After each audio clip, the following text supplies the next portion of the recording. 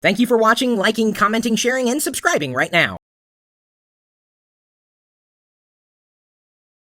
Alright, on the average day you may hear me listening to music, and most of that music I try to play back when I'm streaming live happens to be music licensed Creative Commons wise as pod safe, or giving me the ability to play it back so long as I say, here's who I'm playing back, etc., etc., etc.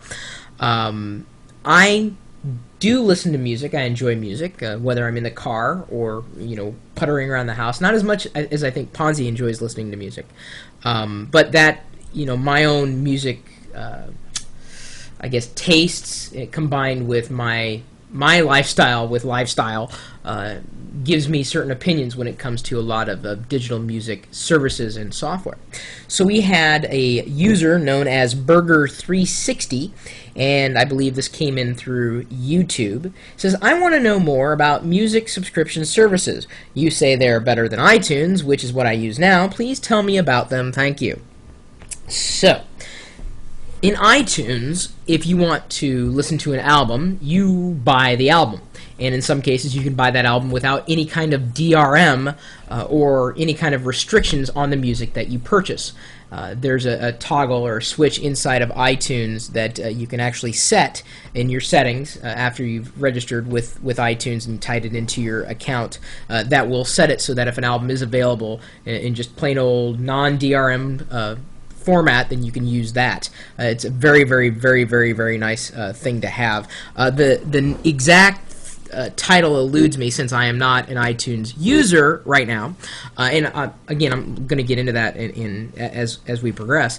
DRM, by the way, is digital rights management. We've talked about this before on several occasions, and it's essentially a wrapper around media that restricts where and when and how the media that you purchase is played. So you can't go and share that file with a friend if it's wrapped with DRM and tied into your account.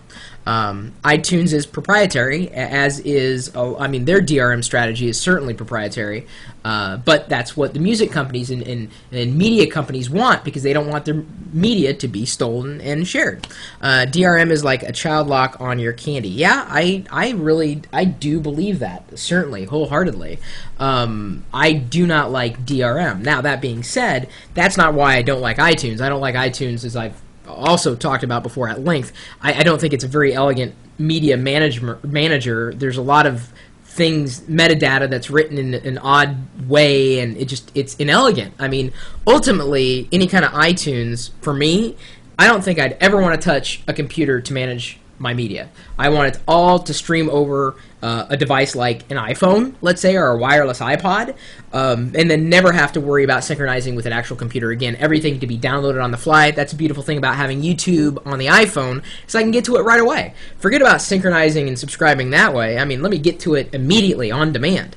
Now, iTunes sells things a la carte, which means if you've already purchased a CD and you want to get it through iTunes, well, then you have to buy it again. Of course, my suggestion is buy the CD anyway, and then just rip it, and then that way you could rip it to any hard drive and not worry about DRM at all, and then use it indefinitely, and you've got some physical media to go along with it. The problem I have, personally, this is my lifestyle. The problem I have with iTunes and buying anything a la carte is that my musical tastes are so wide and varied, and I'm in so many different moods, and I want to listen to so many new albums and listen to so many classic artists and new artists, and if I bought everything a la carte, I would spend hundreds of dollars on this stuff, and that's just not something I'm willing to do, even though I enjoy it. To me, and for me, I am much more appreciative of music subscription services, which is what Burger360 is asking about.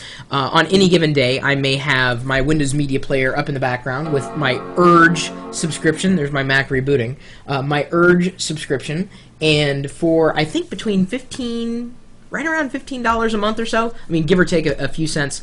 I have access to all the albums that are indexed in Urge. And that gives me just about everything I've ever needed and ever wanted. There are a few artists that aren't there, but they tend to be the more obscure artists. I mean, They Might Be Giants in there. Certainly, I've got all their albums. I own them all. I bought them. In some cases, I bought them directly from They Might Be Giants' website in MP3 and FLAC in unrestricted non-DRM format. But having Urge here allows me to access this library, this world library of music. And so for $15 a month, much like I would rent a cable box to watch cable in unlimited capacity, at least through my subscription service, I can do the same thing with music. And I love it. I love it. Oh, I wish Apple and iTunes would move to a music subscription service, because that I could totally back. I mean, completely, utterly, no doubt about it. I mean, imagine having your phone, whatever phone you have, and maybe you've already got this tied in with your phone or music subscription, but imagine having an iPhone experience and saying, you know what, I'm in the mood to listen to some Doors. So let's do Riders on the Storm. Okay, so I've got my music subscription already tied in to this iPhone. All right, let me listen to it. All right, I'm listening to it. Cool. It's just downloading and streaming on demand, nothing to synchronize. All right, I'm in the mood for some Weird Al Yankovic. Bing, Weird Al Yankovic. That is what the music subscription service allows you to do. Instead of having to buy things a la carte, unless, of course, you listen to the same things over and over again, in which case I feel really kind of sorry for you. That's the beautiful thing about music, is that it's constantly changing, constantly evolving. But then again, I'm eclectic in every different way. I happen to appreciate what Urge has done. Some people like Rhapsody. I never really signed up for an account for Rhapsody, largely because real software has made me very, very nervous in years past. Very, very, very, very nervous. But I'm hoping, again, that iTunes is going to wake up and really allow a music subscription service to go hand in hand with these wireless devices that they're now releasing. I think that is the next evolution for iTunes. I simply cannot wait. I just refuse, though. I refuse to buy music a la carte unless it's in a physical capacity, unless it's in a CD or DVD. I refuse to buy the media that way. I don't know. Call me old-fashioned. I've already got a Comcast subscription. I'm already paying for it once. Why would I have to pay for it again? That's what's so silly about DRM. I've got it. I have it. I have access to it. But the problem is I can't get it right now from there to here. Well, right now. I've got a Comcast digital cable box, but I've just learned that I can get the TiVo and then connect that and get the cable card for my digital cable and then get the TiVo to go and then pull it in through all my laptops or hardware, around the home network. So I may be upgrading from the Comcast experience to a TiVo experience. I don't know. The only thing the TiVo doesn't really have, I guess, is the on-demand features, which I got to admit is kind of nice.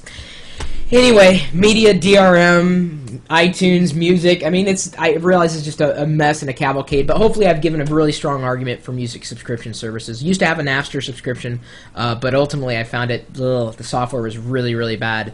And the reason why I switched to Urge was because it was built into the Windows Media Player, and I had that anyway, so might as well just use that, right? Anyway, what do you guys think? iTunes versus music subscription services. Which one do you side with? And I know you have one or the other. I know, because we all listen to music. What do you use? If you use anything at all. And hopefully you're not stealing. I don't want to hear any of that.